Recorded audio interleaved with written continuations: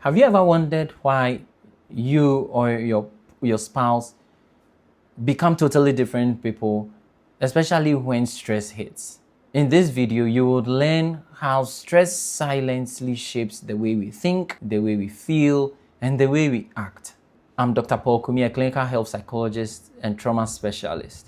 So think of the brain or your brain's stress response system as a police or fire station that has various departments that handle complaints. So you'd have the gatekeeping department that takes complaints and then sends the complaint to the executive desk. So the executive department would also sort the complaint and make decisions on the basis of the complaint. In the event that the complaint is overwhelming, they escalate the complaint to the emergency department. Then the emergency department then sends a signal to the troops. In between the emergency department and the executive department, you have the data department. So this data department stores all the complaints in order to inform what should be done in future when such a situation or a complaint is lodged. So this is how our brain stress response system works. Now, the stress response system that takes the data or the complaint is called the thalamus. So the thalamus receives all the sensory information, whether it is the tone of voice, or it is the way a person is looked at, or it is the way a person is touched in a certain way. All the sensory information that may be communicated as stress is going on is picked by the thalamus. So the thalamus is the gatekeeper. Then the thalamus sends the information to the executive desk, which is called the prefrontal cortex. So the prefrontal cortex now sorts the information, makes decisions, determines what should be responded to and which one should be escalated. Typically, as it is sorting this information and making decisions, the hippocampus, which is the part of the data storage part of the brain, begins to encode this complaint so that in future we could draw on it and within the context make certain decisions. And as the prefrontal cortex, which is the decision-making part of the brain, finds some of the information overwhelming, it then sends it to the amygdala. So amygdala is the alarm system of the brain. So we call it the emergency system. Signals what may be happening and then releases the troops. So in this case, the troops we may call the cortisol or adrenaline. That will help you act. So cortisol is what is called the stress hormone. Now, whenever stress hits, this is the system that plays the role in dealing with the stress. So regularly, on a day-to-day, you would find that this is how your brain would spontaneously act on the daily stresses. So imagine that you and your spouse have to prepare your kids for school. This is part of the stress that everybody or every married person with kids may have to endure. There's also the stress of work, dealing with traffic. Now, the beautiful thing about the brain stress response system is that it's so well coordinated, takes down the stresses.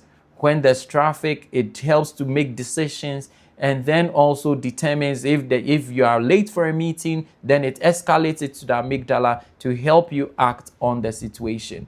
Now, mind you, as these things are going on a day-to-day basis, all the data is being stored in the hippocampus. Now, in the event that an acute stress situation happens, that is where we become different. That is where we change, and our spouses or even ourselves get shocked by our behavior and the way we perceive the situation.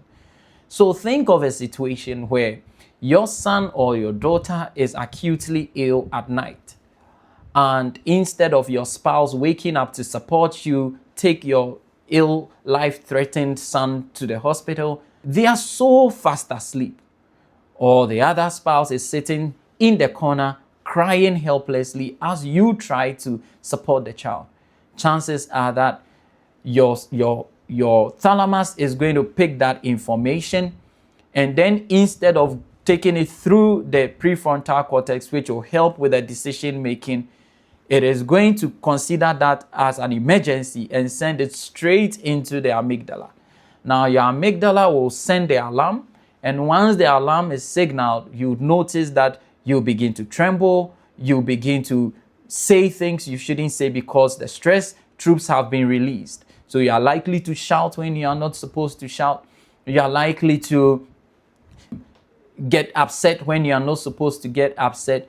You may not even realize certain things that your spouse, the one crying or fast asleep, may also be experiencing. Perhaps they haven't heard that, they haven't realized that the baby is sick, or they are overwhelmed with emotions and may be crying.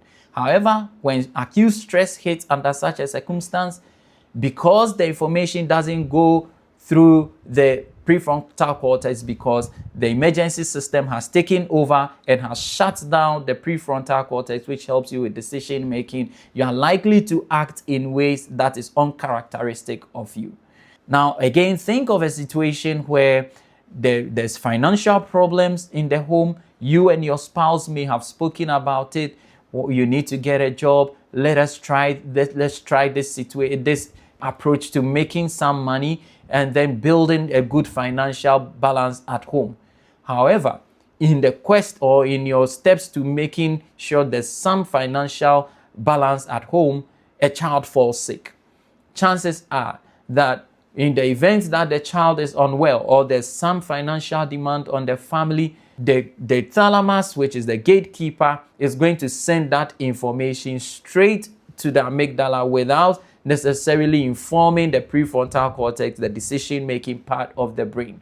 So then you would soon find that in the event that you have to quickly make a payment for something, you are likely to say something like, I have always said to you to find a job. If you did find a job, we wouldn't be in this financial situation.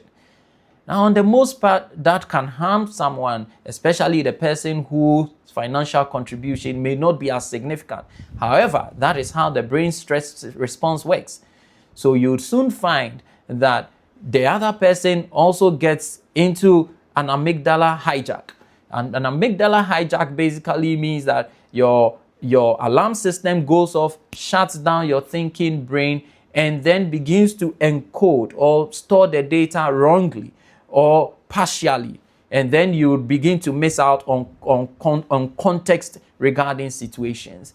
So in the event that you and your spouse have to make that payment, but the spouse hasn't worked in a while, you're likely to have your hippocampus giving you partial or biased information. It is only going to focus on the spouse who has not been working and not give some context. The context here may be that even though the spouse may not have been working, maybe the spouse has been babysitting for you or supporting the family in diverse ways, but your hippocampus is partially encoding and so may give information that is biased in a way. So this is how the stress system impacts the way we think, the way we feel, and the way we behave. So you'd find that you're thinking based on what the hippocampus says to the prefrontal cortex, it is likely to think wrongly. And then because the amygdala is also hijacked, it's likely to push you into heightened emotions instead of being in control. And once the amygdala takes over, then cortisol is released. The troops get on board and begin to fight. Sometimes fighting what does not exist. So that is where you find that you and your spouse may be engaging in arguments and all manner of behaviors that may be uncharacteristic of you when stress was not around. Now, how do we disengage this amygdala that hijacks our brain and causes a shutdown of our thinking brain and also a wrong encoding of information that gives us proper context? Now, this is the best. These are a few ways to deal with the amygdala hijack in the context of marriage. The first thing you may want to do is to ensure that you keep a gratitude list of your spouse. Now, what is the advantage in keeping a gratitude list of your spouse? Now, gratitude strengthens your prefrontal cortex and also disengages your alarm system. So gratitude is basically reminds you that your spouse has been supporting, and then it also helps you to encode that information within your hippocampus or your data center. And then as it keeps encoding, then it shuts down your amygdala or tames your emotional or alarm brain so that it doesn't interrupt in the face of stress. So gratitude is one of the things you would want to do to tame or reduce the amygdala's hyperactivity whenever stress hits. Now, the other one is to maintain a family routine. Routine ensures predictability, and predictability hence helps with decision making. So you'd soon find that because you're maintaining a family routine, this is what we do in the morning. We spend time, we talk about how the night was and what our plans are for the day. Before we go to bed, or when we return from work, before we go to bed, we are going to talk about how our day went, what each other should know. That routine helps to tame the amygdala. It helps teach the amygdala that there's no cause for alarm. Everything is under control. So routine helps with predictability. It strengthens your prefrontal cortex in terms of decision making because you can be predicted. It helps with encoding right information, and it tames your amygdala. So the third thing to do is to create positive memories. Ensure that you and your spouse are creating memories. What do memories do? Memories take on, it helps with imagination. Once you're creating memories and you're storing memories, you'd always have something good to look at. Now, that kicks in your happy hormones on a daily. Once you take the chance to, or you take the opportunity to keep looking at these memories created, and once your happy hormones are released, your troops are asked to settle down. So your amygdala will then not have a reason to send signals to your troops to act. So create wonderful memories. Decide that you would have a movie night every week. Decide that you take a ride through the neighborhood every week. Decide to do a restaurant visit once or twice a month. Decide to create some wonderful memories that you can draw on daily. With this, you are strengthening your prefrontal cortex, you are encoding the right information, and you are disengaging your amygdala and teaching it that there's no cause for alarm even in the wake of stress. Now, these are preventive things to do to deal with stress when it hits your brain stress system. Now, there are some curative things to do. So curative here means in the situation that stress has hit, what do I do? Now, there's something interesting about breathing, and I want to encourage you to breathe whenever a situation happens. Breathing helps to disengage your alarm system and call on your prefrontal system or your prefrontal cortex to act on your behalf. So that brief period of breathing, 4 seconds in, 6 seconds out, until you feel a total relaxation of your muscles, will disengage your amygdala and call to the fore your prefrontal cortex to make the decisions for you. Again, washing your face in the heat of the moment. So for example, you and your spouse are almost hit or are hit by a stressful situation, and you notice that your body is beginning to change because your alarm system is going off. You quickly go get a cold face wash. Now, if the face wash resets your nerves, there's a nerve called the vagus nerve which goes through the entire body. Once you wash your face, it calms down and calls the amygdala back into order. Then your thinking brain can come on board and reason about the situation. Now, in the event that your spouse is not around, or it is a thought that is stressing you and beginning to get you out of shape or out of character, Apart from washing your face, if you are in a good space, especially if you are home, a cold shower will do the trick for you. So a cold shower will also have the same impact, but more significantly calm you down and then help your thinking brain to come on board to deal with the situation on your behalf. So with these tips in mind, the next time you experience an acute stress or a chronic stress, an internal stress or an external stress, you know exactly what to do to calm the situation. Always consider the preventive approach against the curative approach so that you can always be ready to deal with the stresses that hit your marriage. Now, for those of you who are Christians, I strongly recommend prayer.